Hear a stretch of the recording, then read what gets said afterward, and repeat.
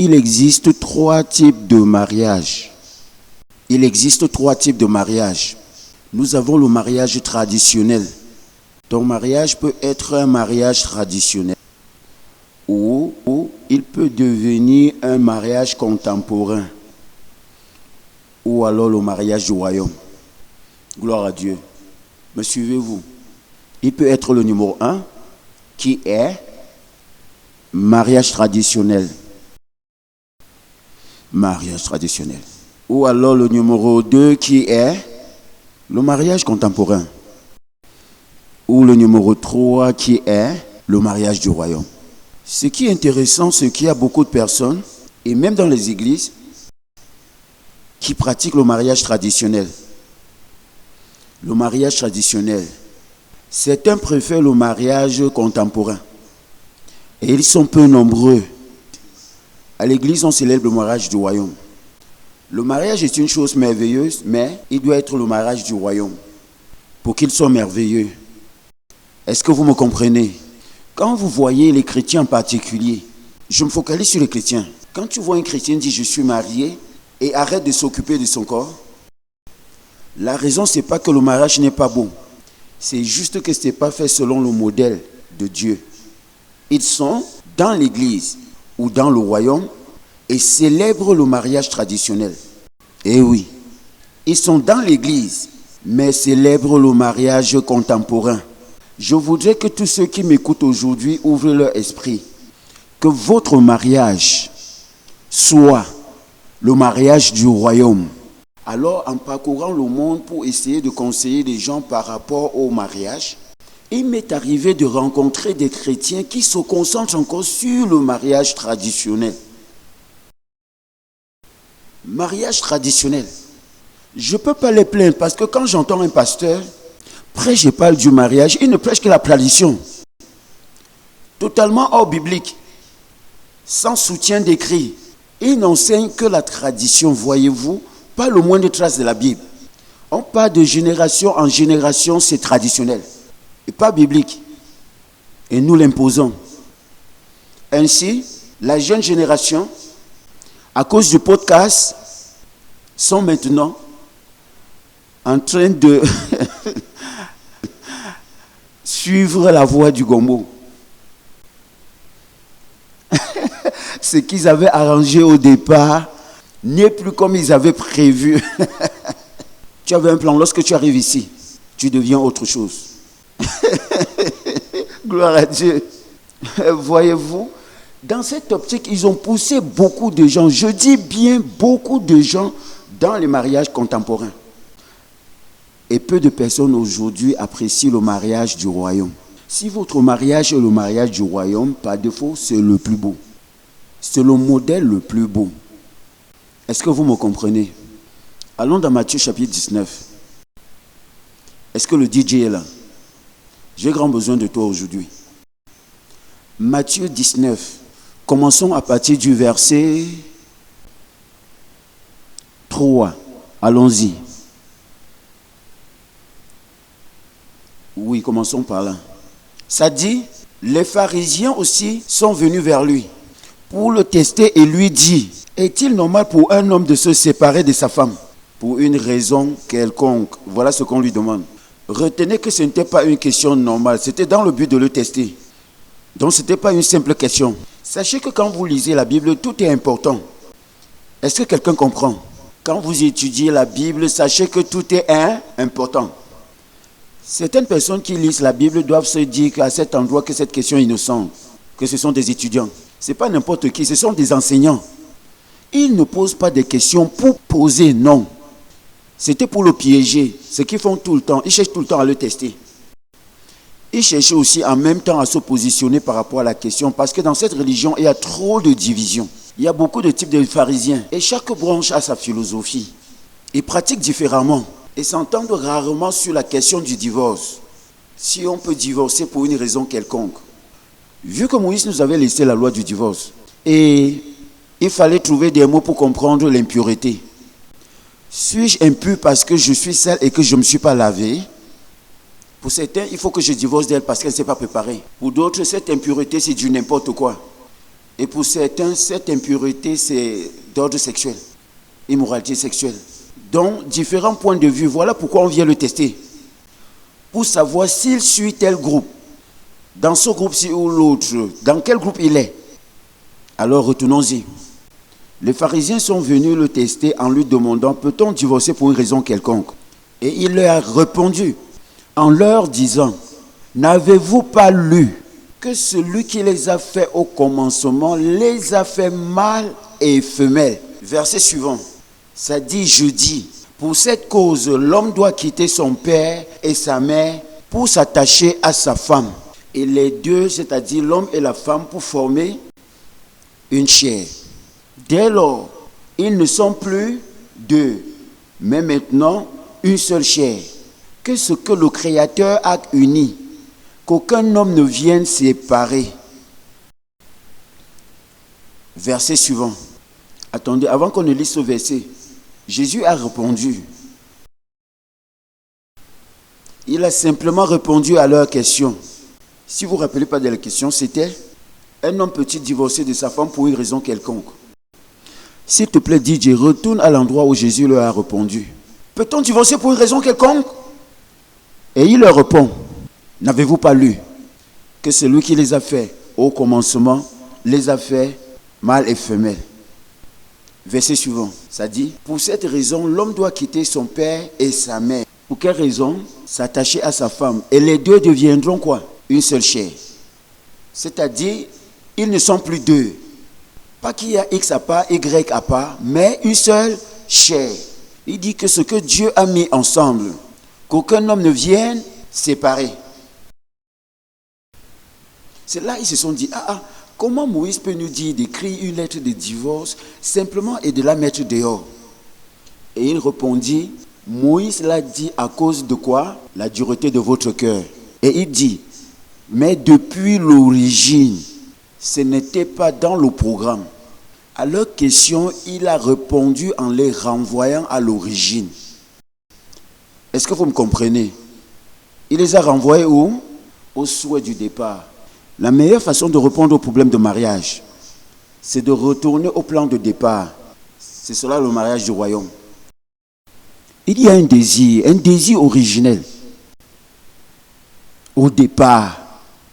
Restons avec l'original quoi? Désir. C'est-à-dire l'homme et la femme.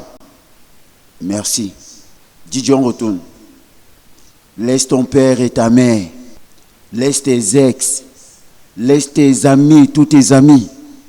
Il y a des gens qui sont mariés, mais se comportent comme s'ils étaient toujours seuls. Et le gars se lève subitement la nuit. C'est pas toi. Tu n'es pas un gars. Tu es un homme marié maintenant. Tu es le responsable de cette maison maintenant. Vous comprenez ce que je veux dire? Quand tu es responsable d'une maison, il y a des trucs qu'on attend de toi. Tu dois être présent. Il y a beaucoup de personnes là dehors qui ne respectent pas ce qu'ils ont signé. C'est toi qui as voulu, c'est toi qui as signé. Et maintenant tu es absent. Tu ne peux pas être absent. Tu dois être à la maison. C'est toi le protecteur de cette maison. Mais tu passes ton temps dans les clubs ou dans les bars. Tu ne veux pas grandir. Tu laisses l'endroit où tu es censé être en train de garder et protéger. Pour être dehors en train de t'amuser avec tes amis. Tu n'as pas honte. Quelqu'un disait, n'épouse pas un homme qui veut juste une femme, mais un homme qui veut être mari. Parce que certains veulent une femme, mais ils ne veulent pas être un mari. Parce qu'un mari encadre la maison. Il veille sur les siens. Mais toi, tu es au bar. Est-ce que vous me comprenez? Reprenons au verset 5. Oui, allons-y au verset 5. Ok, ça dit, l'homme quittera son père et sa mère et s'attachera à sa femme et les deux deviendront une seule chair. Les deux deviendront une chair. Verset suivant. Ça dit, et en ce moment, ils ne sont plus deux. Ça répète la même chose. Qu'ils ne sont plus deux. Ils ne sont plus deux. Ils ne sont plus deux. Ils sont maintenant quoi? Un seul corps. Et ce que Dieu a fait comment? Mis ensemble. Aucun homme ne doit séparer. C'est tout. Écoutez, vous savez ce qui est vraiment difficile dans tout ça? Il dit vous deux. Êtes devenus maintenant quoi? Une personne. Maintenant, vous n'êtes qu'une personne. Vous n'êtes plus deux. Il dit et il le répète. Donc vous n'êtes plus deux. Je ne sais pas si vous comprenez. Est-ce que vous avez bien saisi? Il dit vous n'êtes plus deux. Maintenant vous êtes dans le mariage traditionnel. L'homme abuse la femme. Disons qu'il est permis à l'homme d'abuser la femme. C'est ce que l'Église nous faisait croire lorsqu'on était jeunes. C'était vraiment acceptable que les hommes battent leurs femmes. C'est comme ça qu'on a grandi. Dans le mariage traditionnel, l'homme se fait passer pour maître. Et il croit qu'il est supérieur à la femme. Et ils embellissent avec les écrits. Donc la plupart des personnes qui célèbrent le mariage traditionnel vont pickpocketer. Et plus encore, ils pickpocketent les saintes écritures. Ces gens-là ont toujours une solution. Que ceux qui aiment lire la Bible ici, s'il vous plaît, ne vous figez jamais sur un verset. S'il faut lire, lisez tout le chapitre. Et tu comprendras tout. Est-ce que vous comprenez? Tu ne peux pas choisir un et laisser le reste. Tu devrais lire tout le chapitre. Ils vont répliquer un verset ou encore une phrase. Est-ce que vous me comprenez? À l'origine, ce n'était pas cela. Donc, dans le mariage traditionnel, on trouve cela acceptable pour l'homme d'oppresser la femme. Et dans le mariage contemporain, c'est permis à la femme d'opprimer l'homme. Est-ce que vous me comprenez? Dans le mariage traditionnel, les hommes sont des dieux. Ils peuvent taper, opprimer, au-dessus de tous. Femmes et enfants, ils s'en foutent de tous. Dans le mariage traditionnel, lorsque l'homme parle, personne n'a le droit de broncher. Il est le seul maître et personne ne doit lui poser une question. Il peut rentrer à 10 heures et mettre qui veut hors de la maison. Ça, ce n'est pas le mariage biblique, ni du royaume. C'est le mariage traditionnel. Et beaucoup de chrétiens sont dedans. Dans le mariage contemporain, il est permis aux femmes d'oppresser les hommes, les abuser et c'est acceptable. Là, c'est la folie avec laquelle on veut développer le pays. Le meilleur, c'est le mariage du royaume. Le mariage contemporain, tu rentres à la maison, on n'a pas fait à manger et tu grondes ta femme. Tu vas dormir en prison. Renseigne-toi. Tu ne devrais pas. Elles sont si masculines. Et l'homme, il n'est plus du tout un homme. Tu rentres ta femme, on te dit dehors. Tu ne dors pas dans la chambre aujourd'hui. Toi, tu m'as crié dessus. Tu dors ce soir au salon. Tu pars ou tu vas dormir en prison. Ou alors au poste de police. C'est à toi de voir. C'est que tu ne dors pas dans cette maison. Va dormir ailleurs. Jusqu'à nouvel ordre. Voilà pourquoi une chose est de chercher la femme et l'autre de pouvoir vivre avec elle. Voilà pourquoi plusieurs personnes qui vivent en Europe ne veulent pas se marier. Parce que le divorce favorise la femme. Si tu acceptes le divorce, elle prend la moitié de tes biens. Là, c'est le mariage civil. Et dans le mariage traditionnel, la femme doit se soumettre. Vous voyez les deux nuances? Est-ce que quelqu'un m'écoute? Lorsqu'ils lisent dans la Bible, soumettez-vous les uns aux autres. Qu'est-ce qu'ils pensent? Eux, les anciens. Ça, c'est ce qu'ils essayent de dire. Que pas de leader. Imaginez un pays où tout le monde s'entre soumet. Dites-moi ce que ça va donner. Allons dans Éphésiens. DJ, allons dans Éphésiens. À partir du verset 18. Je vais revenir sur la vraie définition du mot soumission. Parce que l'homme interprète à sa manière de son côté. Nous allons essayer de revenir là-dessus. Certaines personnes pensent que la Bible se concrétise. En réalité, non. C'est toi qui n'arrives pas à comprendre ce que dit la Bible. Elle ne se concrétise pas. DJ, tu m'as abandonné. Vraiment. Hein? Le livre d'Éphésiens s'adresse à qui? Aux Éphésiens. À l'église d'Éphèse. Donc ceux qui buvaient étaient à l'église. Il dit, n'abusez pas du vin et de tout excès, car votre corps est le temple du Saint-Esprit. Verset suivant. Prenez note, les gars. Parler à toi-même. Te parler à toi-même. Se parler à soi-même, est-ce que c'est à l'homme et à la femme? C'est l'église. Parler à toi-même. Allons-y, verset suivant. Alors consultez ta personne. Avant ta personne, c'est qui? J'ai pas compris. Avant toi, c'était qui? Pourquoi tu te mets en deuxième position? À qui est-ce qu'il parle? À l'église. L'église qui est quoi? Ta personne. Ta personne qui est l'église. Lorsqu'ils changent d'audience, ils avaient trop de grâce. Pour qu'ils changent d'audience. Comment tu peux tourner, parler à toi-même, comme homme et femme, et ne pas considérer ta personne? Ta personne avant tout, c'est l'église. Lorsque l'audience et l'orientation de la conversation changent, en ce moment, il mentionne quoi? Femme. Clairement, pourquoi êtes-vous confus? Tu ne peux pas prendre un verset, sachant que c'est une erreur. Maintenant, à part ce verset 21 qui parle de ce sujet, il n'y a pas un autre qui traite du même problème concernant mari et femme. Et il le traite bien. Ce verset 21 qui dit de consulter sa personne se retrouve dans 5 endroits. Même chose, je vous assure. Vous pouvez vérifier. Donc ce qui est dit est concret. Lorsque 2, 3, 4 auteurs disent la même chose, c'est du concret. C'est l'esprit. Ce ne sont pas des écrivains humains. C'est le spirituel qui a inspiré ces écrits. Donc quand tu les lis avec foi, car au moins 4 personnes l'ont dit. Lisez avec foi. Car ça n'a pas été écrit par un chasseur de la brousse. Est-ce que vous me comprenez?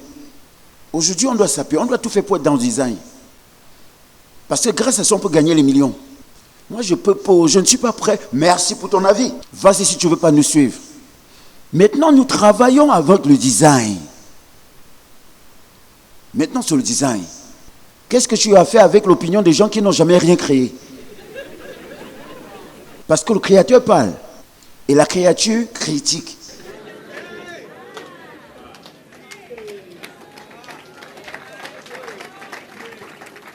D'aucuns se demandent pourquoi ce chapitre concernant l'homme a été mentionné 4 fois.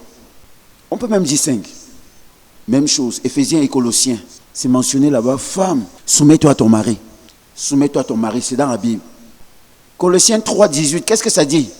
Est-ce que vous êtes vraiment sur la page? Pourquoi vous vous taisez? On s'est dit qu'on devait citer 4, voire 5. Dans le mariage civil, il n'y a pas de bon leader. Vous connaissez les avancées technologiques que nous avons dans le monde. Lors de mes multiples voyages, je suis tombé sur une voiture Tesla que quand tu es en dedans, ça te conduit tout seul. Je ne connais pas de voiture qui, après toutes les évolutions technologiques que nous avons, a 2 chauffeurs. J'ai jamais vu.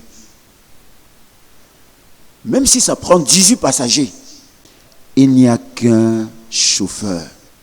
Parce que tout ce qui n'a pas un bon leader finira en brousse. Aussi longtemps qu'il y aura une personne dans le groupe, nous aurons toujours plus d'une idée.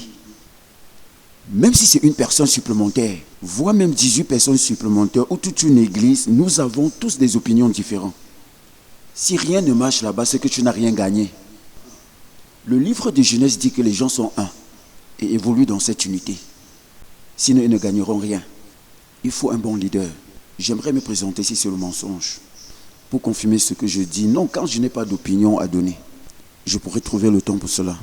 Ça, c'est ce que le mariage traditionnel veut dire. Que la femme, ferme ta bouche et soumets-toi. Ça, non, la Bible n'a jamais dit ça. Et en réalité, Dieu n'a jamais dit à l'homme de dominer sa femme. La conversation était entre Dieu et ses enfants. Il n'a jamais impliqué la femme. Il n'a jamais impliqué la femme. L'homme lit toujours des choses erronées. Il n'a jamais lu quelque chose de droit. Il dit, femme, soumets-toi à ton mari. Et comme la femme ne sait pas lire, elle se met à paniquer. Il y a un gars que je conseillais aux États-Unis. Il m'a dit que lors d'une réunion, on lui a dit que lorsque le mari se met à parler, la femme doit se soumettre. Je lui ai dit que c'est correct. Et j'ai demandé, qu'est-ce qu'ils t'ont dit que le mari doit faire?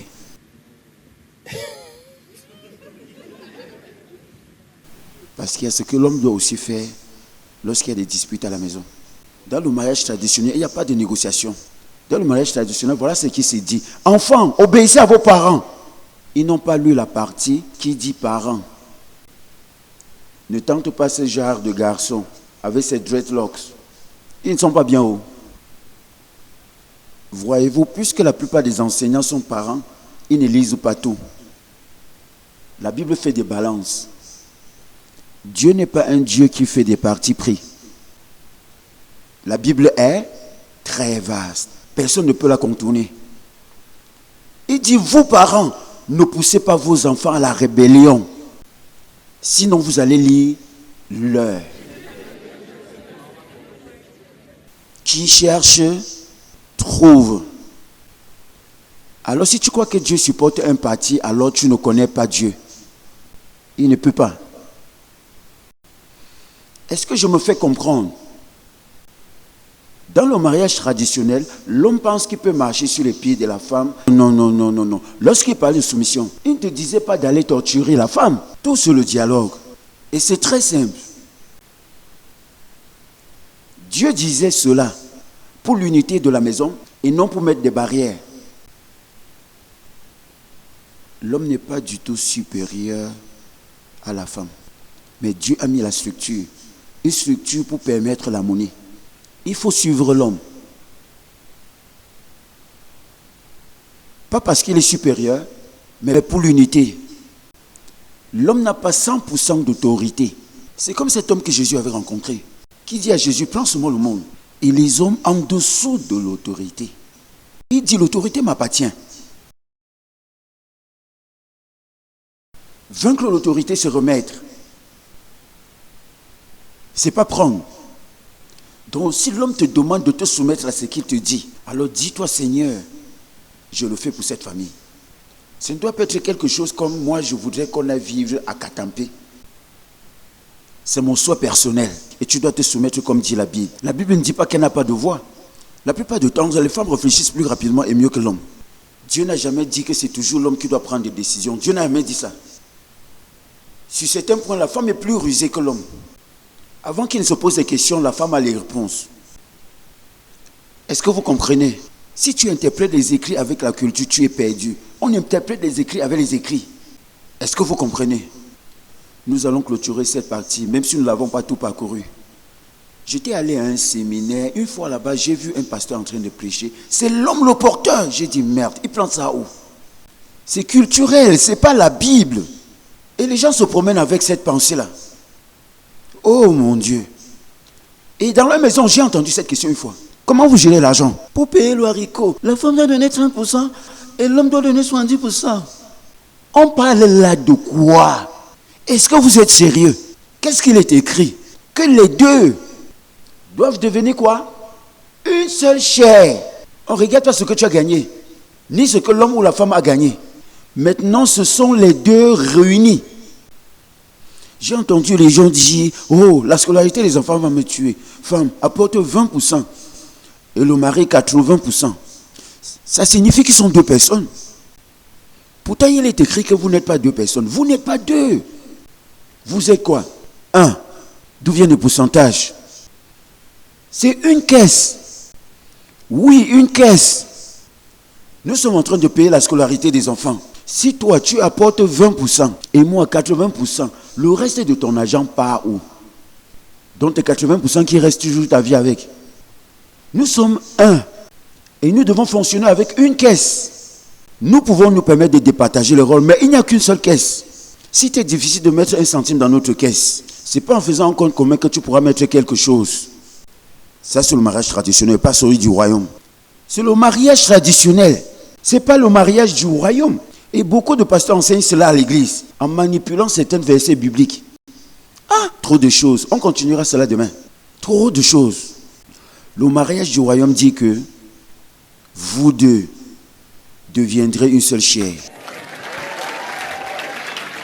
Alléluia.